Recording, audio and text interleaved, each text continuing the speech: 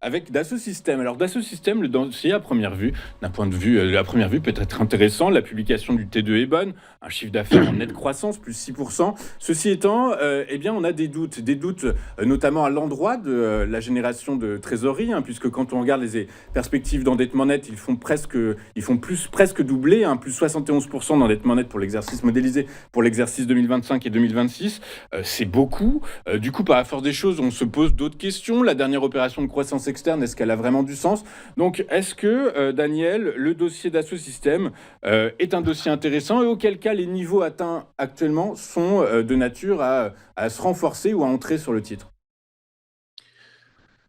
Oui, alors, Dassault Systèmes, alors c'est une action que j'ai présentée plusieurs fois qui, vraiment était sur au-dessus d'un niveau support autour des 30, 31, 32, qui le tutoie, qui le travaillait après avoir, quand même perdu plus de 40 depuis ses points hauts et j'étais positif tant que le support n'était pas breaké, n'était pas cassé et vous avez mis effectivement le point ou le doigt là où il fallait, c'est-à-dire que, il y a un gros problème de cash flow désormais et qui n'était pas du tout prévu. Et alors que c'est une action qui, là aussi, est évaluée à plus de 30 fois les bénéfices, donc un PE supérieur à 30, on exige de la croissance et on exige une génération de cash flow sérieuse.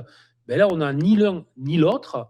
Et donc, c'est vrai que le PE de cette action a été monté jusqu'à 50, si je ne m'abuse. Donc, il y a eu une redescente très claire, légitime. Mais malgré tout, un PE de 30, ben, on doit être exigeant avec les résultats. Ça fait maintenant plusieurs trimestres que les résultats déçoivent, que les perspectives désormais déçoivent, et une génération de cash flow décevante. Et là, quand même, une grosse problématique. Ce n'est pas pour rien que l'action avait ouvert jeudi en hausse et elle gagnait 2-3% jusqu'à ce que l'on ait cette information. Et là, il y a eu un retournement spectaculaire puisqu'elle a clôturé en baisse de plus de 8%, si je ne dis pas de bêtises. Et en venant justement casser cette zone des 30, 30,2. Bon, ça veut dire quoi? Ben, ça veut dire tout simplement, pour moi, il faut être logique.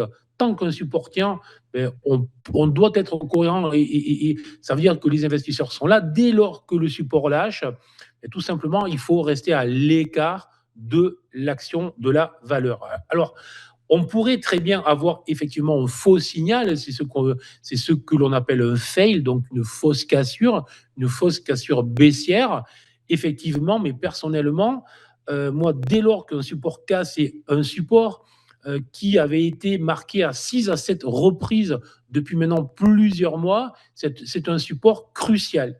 Donc, ça veut dire que je suis à l'écart, que je ne repasserai à l'achat éventuellement que si on revenait au-dessus des niveaux touchés jeudi dernier, autrement dit au-dessus des 33,3, le niveau est clair. Donc tant que on peut avoir un rebond, c'est ce que l'on a ce matin, 1,18 à l'instant même, mais le support a été cassé, les investisseurs ont clairement été déçus, l'action reste chère et à moins d'un discours changeant, à moins de preuves démontrant que l'action vaut, enfin que on peut valoriser cette action à 30 fois les bénéfices, je considère que sous les 30 ou sous les 33,3 pour être précis, mieux vaut rester à l'écart tout simplement. Très clair. Et puis, alors, vous parlez effectivement de changement, mais quand on analyse pareil, là, moi, je suis très orienté perspective, analyse financière actuellement.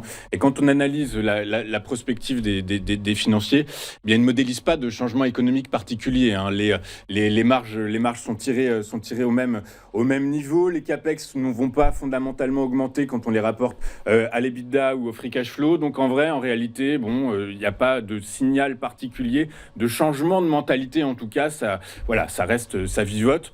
Ça semble pas être très, très intéressant pour le moment, du coup. C'est ça. C'est ça. Très clair. Ok, écoutez, merci beaucoup Bernard d'avoir été avec nous ce matin, merci beaucoup d'avoir été avec nous tout au long de la saison, puisque a priori, si j'ai bien compris, eh bien on vous retrouve pas au cours de cette semaine. Donc écoutez, il me reste plus qu'à vous souhaiter d'excellentes vacances, puisque nous on va fermer. Vous de même. Restez bien attentifs et à l'affût, puisqu'on vous retrouve dès la rentrée pour de nouvelles aventures, si je puis dire, mais surtout de nouvelles analyses, et surtout on suivra avec attention comment ont évolué tous les actifs, toutes les actions que vous nous avez présentées au cours de cette saison. Et écoutez, je vous remercie beaucoup pour votre assiduité et la qualité de votre travail. Merci beaucoup, Bernard. À très bientôt. À très bientôt. Donc, dans un mois. Et écoutez, à dans un mois, Bernard. Nous, on marque une courte page de publicité et on se retrouve avec le Flash Forex de Benoît Fernandez-Rioux dans un instant. À tout de suite sur Téléfinance.